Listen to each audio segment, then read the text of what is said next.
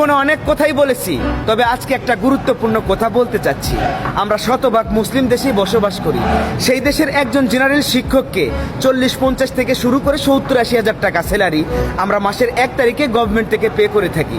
অথচ রাসূল সাল্লাল্লাহু আলাইহি সাল্লাম বলেছে, একজন মুসলমানের সন্তানকে সর্বপ্রথম দিনী শিক্ষা প্রদান করতে হবে।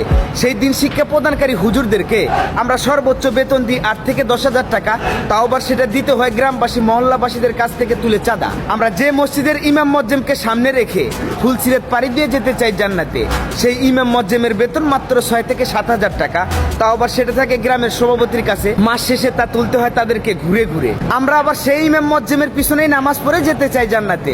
ব্যাপারটা এমন হইল না, গাছ লাগাইলাম করলা আর ফল চাইলাম আঙ্গুর ফল। আগামীতে মসজিদের ইমাম মুয়াজ্জিম থেকে শুরু করে একজন মাদ্রাসার শিক্ষকদেরকে মিনিমাম স্কেলের মাধ্যমে গভর্নমেন্ট থেকে স্যালারি দিতে হবে। এই দেশের ভ্যাট ট্যাক্স আমরাও দিই, তাই এটা আপনাদের কাছে আমাদের অনুরোধ নয়, এটা আমাদের জোরদার দাবি।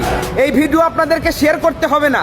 আপনারা তো আপনাদের সন্তানকে স্কুল কলেজের ইউনিভার্সিটির প্রফেসর বানাবেন, মাদ্রাসার শিক্ষক না।